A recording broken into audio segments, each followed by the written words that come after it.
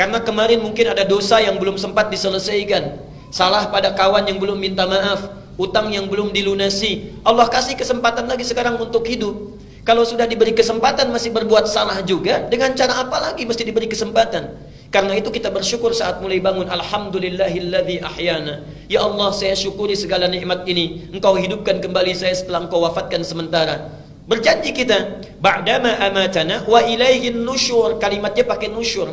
Nusyur itu artinya beraktivitas, bersiap-siap untuk kembali pulang. Kembali pulang, terhimpun kembali kepada Allah. Artinya kita berkomitmen ketika mengatakan doa itu, seakan-akan mengatakan, ya Allah, terima kasih diberi kesempatan lagi hidup. Saya akan perbaiki kualitas kehidupan saya hari ini, berbeda dengan yang kemarin. Kalau yang kemarin sholat fardu saya, para ayah, baru sekali berjamaah di masjid, hari ini 5 kali saya tunaikan di masjid. Kalau kemarin belum sempat dengan sunnahnya, sekarang saya kerjakan sunnahnya. Kemarin belum tahajud, sekarang saya akan tahajud. Itu janji kita. Wa ilaihin nusyur. Mudah-mudahan kalau hari ini diwafatkan, kembali kepada Allah dalam keadaan yang lebih baik dibandingkan dengan hari kemarin. Jadi ketika antum membaca doa itu sudah ada komitmen. Artinya kalau orang bangun tidur baca doa ini, tapi ternyata lisannya menyakiti orang lain, bohongnya muncul kembali, pekerjaan yang buruknya hadir lagi, itu artinya belum komitmen dengan apa yang dia ucapkan. Yang seperti ini masuk pada golongan orang-orang yang belum mensyukuri nikmat kehidupan yang Allah berikan. Bertakwalah kepada Allah dengan apa yang telah kita ucapkan.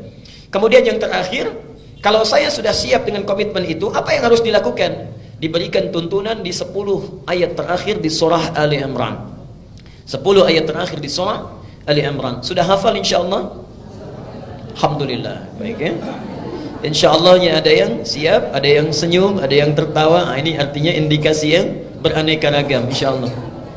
Baik. Dalilnya tentunya yang lebih lengkap ada di Abu Dawud nomor hadis 1367. Ini dari Ibnu Abbas. Kalau ini sudah dilakukan selesai, kemudian kita bangkit, lalu amalan selanjutnya mencuci kedua telapak tangan kita, kemudian bersiwak atau menggosok gigi, kemudian berwudu, menyempurnakan wudu, bersiap menunaikan tahajud.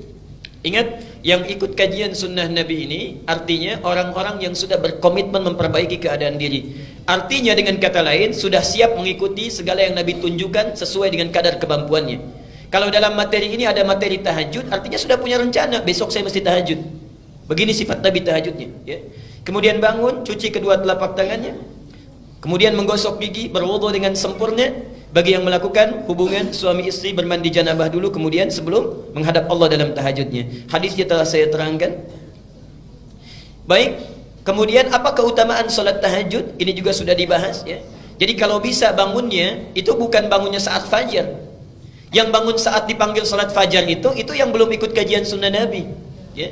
Yang belum ikut kajian sunnah Nabi itu dibangun saat dipanggil saat fajar. Misal azannya subuh 4.25. Yang belum ikut kajian sunnah Nabawi 4.25 dipanggil, saat itu dia bangun. Yang ikut kajian sunnah Nabi sebelum dipanggil sudah bangun. Ya. Karena ada ketentuan tahajud, ada praktek yang harus kita lakukan. Subhanallah. Nah, yang belum ikut taklim sama sekali dipanggil 4.25, datang jam 5:24. Nah, itu barangkali mesti diperbaiki ya. Nah, keutamaannya sudah. Apa motivasinya supaya mau bangun tahajud? Ini sudah kita uraikan. Ada keutamaan-keutamaan besar yang bisa kita dapatkan. Allah menjamin misalnya memudahkan pekerjaannya, kemudian membimbing apa yang dikerjakan, membebaskan dari segala kesulitan, dan membantu dia saat dia berada dalam kesulitan tanpa perantara, dan yang lain-lain sebagainya. Sifat tahajud Nabi ini sudah pernah kita bahas. Jadi antum kalau mau tahajud, bagaimana cara Nabi tahajud? Ini sudah saya uraikan ya. Bagus dan panjang bacaannya, silahkan pilih sesuai dengan kemampuan. Kadang Nabi menunaikan 11, kadang Nabi menunaikan 13, tapi semua dilakukan dengan penuh kekhusyuan. Kadang dilakukan pertengahan malam, kadang di akhir-akhir malam. Kalau awal malam, rumusnya antum bangun, sholat kemudian istirahat dulu, dan bangun lagi bersiap-siap untuk fajar. Kalau rumusnya di sepertiga malam, maka tidak ada jeda untuk tiduran lagi ya. Itu barangkali untuk mengingatkan. Nah, pertemuan yang lalu kita sudah sampai pada bahasan mengenai sunnah pasca tahajud. Di pertemuan lalu sudah kita bahas bagian yang kedua ya. Yang pertama memperbanyak istighfar, ini sudah kita bahas. Yang kedua kita sampai atau selesai di memperbanyak doa. Jadi kalau sudah tahajud sambil menunggu fajar, apa yang dilakukan? Satu, sifat pengikut Nabi itu yang ikut dengan sunnahnya, yang pertama memperbanyak istighfar kepada Allah Subhanahu wa taala. Dalilnya sudah pernah saya sampaikan, bahkan keutamaannya. Dijamin di surah ke-51 ayat 15 sampai dengan 23. Tepat di ayat ke-18-nya Allah sampaikan, wabil asharihum yastaghfirun. Ada orang-orang yang sesaat menjelang fajar setelah tahajudnya dia perbanyak istighfar kepada Allah Subhanahu wa taala. Orang ini akan ditempatkan oleh Allah di taman surga, bukan surga biasa, di taman surga. Innal muttaqina fi jannatin wa uyun. Sungguh orang-orang yang bertakwa sebagiannya ada yang punya tempat tinggal di surga di tamannya. Akhidhina ma atahum rabbuhum. Keutamaan taman surga itu kalau butuh apa-apa Allah yang langsung berikan tanpa perantara. Jadi kalau surga yang lainnya, misal ingin minum, itu datang pelayan surga. Namanya wildanun muhalladun bi akwabi wa abarika wa ka'sim min ma'in. Anda ingin minum dibawakan yang gelasnya saja terbuat dari kilauan mutiara dan emas yang belum pernah kita lihat, belum pernah kita dengar dan belum pernah terlintas dalam pikiran kita. Itu surga biasa. Taman surga tidak. Anda butuh apapun, Allah yang langsung memberikan tanpa perantara. Kun fayakun.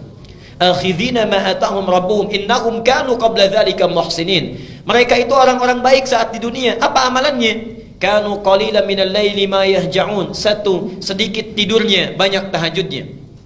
Selanjutnya yang kedua, ini rumusnya. Setelah tahajud, wabil asharihum yastaghfirun. Mereka perbanyak istighfar kepada Allah Subhanahu wa taala. Kemudian kita selesai kemarin di pembahasan doa. Nah, disinilah kita berhenti kemarin dan akan kita teruskan. Bapak dan Ibu sekalian, saya sudah sampai pada pembahasan doa-doa sunnah yang bisa dibaca setelah tahajud. Kita berhenti di sini kemarin, okay? Dan pembahasan kali ini kita akan teruskan. Kalau Nabi memberikan petunjuk supaya berdoa di akhir-akhir malam menjelang fajar, kita bertanya, bagaimana cara berdoanya? Apa yang mesti diminta? Dan apakah doa saya dikabulkan segera atau tidak? Karena kadang-kadang ada yang berdoa dengan khusyuk bahkan menangis, tapi subhanallah barangkali dalam pandangan Allah Subhanahu wa taala doanya tidak layak untuk dikabulkan. Doanya tidak layak untuk dikabulkan. Karena itu kita akan teruskan materi berdoa setelah tahajud ini dengan berlanjut pada topik prinsip atau adab-adab dalam berdoa. Ya, adab dalam berdoa. Silakan dicatat dulu dalilnya kalau yang ingin mencatat. Kalau yang ingin soft copy-nya nanti di akhir ta'lim bisa diambil. Ini dalilnya. Okay. Bapak dan Ibu sekalian, kita mulai dulu inti uraiannya. Kita mulai dengan pengantar dulu prinsip doa. Al-Baqarah 186, Al-Mu'min atau Ghafir surah ke-40 ayat 60. Gak apa-apa, nanti saya putar kembali Bu ya, supaya lebih kejelasan. Saya akan tuliskan.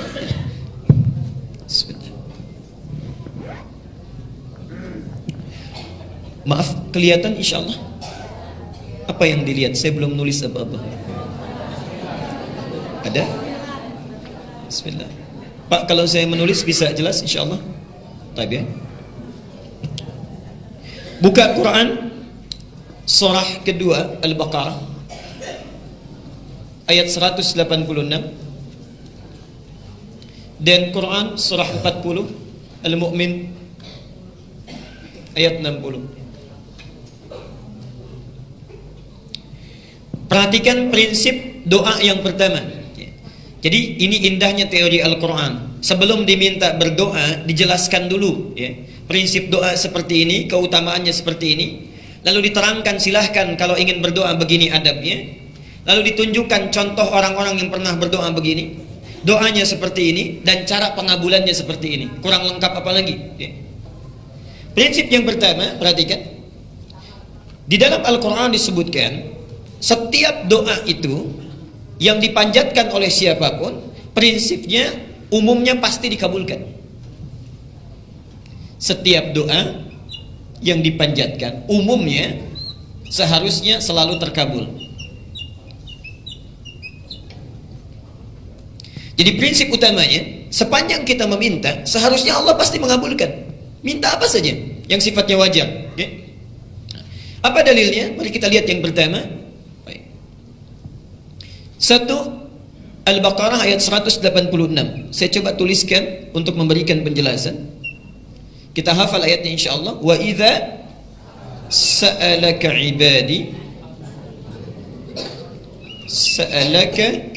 ibadi anni fa inni qarib. Alhamdulillah. Bagian pertama. Bagian kedua poinnya, kemudian ujibu da'watad da'i. Da'watad da'i. Idza da'ani, ini poinnya.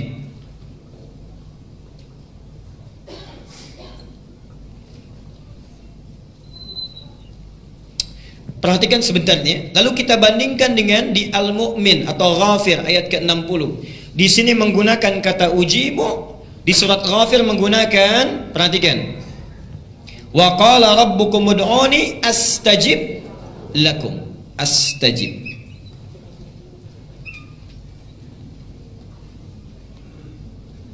Lakum.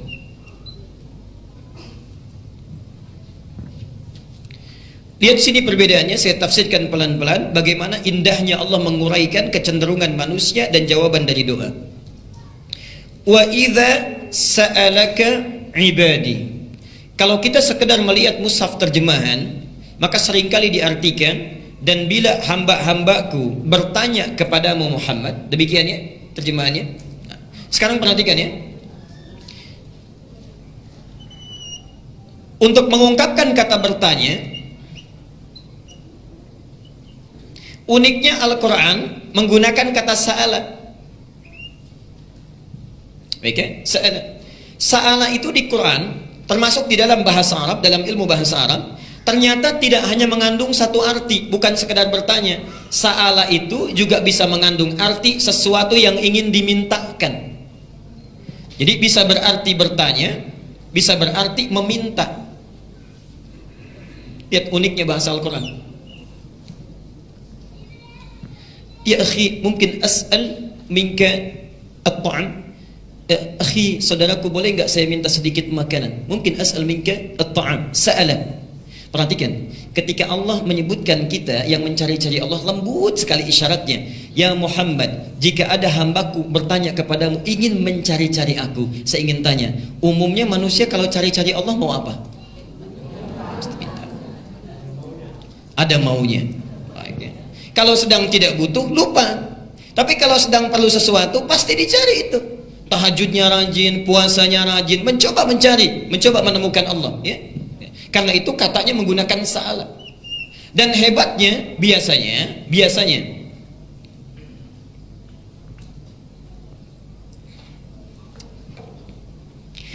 di dalam Al-Quran, kata permintaan ini sekaligus pertanyaan, itu tidak pernah pakai idza. Tidak pernah pakai idza, ya. Subhanallah. Biasanya langsung menggunakan fi'il mudhari. Contoh, Al-Baqarah 219. Yas'alunaka 'anil khamri wal maisir. Pakai iya, yas'alunaka. Al-Baqarah 215. Wa yas'alunaka madza yunfiqun, ya, menggunakan ya. Uniknya di sini menggunakan fi'il madhi, bentuknya past tense, lampau, didahului oleh idza. Kalau idza bertemu dengan fi'il madhi, kata yang menunjuk lampau, ini artinya peristiwa ini pernah terjadi di masa lampau dan akan terjadi di masa yang akan datang. Ini menunjukkan pesan kepada kita, orang yang mencari-cari Allah untuk minta itu, kebutuhan berdoa itu bukan hanya dibutuhkan oleh orang-orang sekarang, dulu pun orang melakukannya, dan sampai kapanpun orang pasti butuh dengan Allah. Jadi tidak akan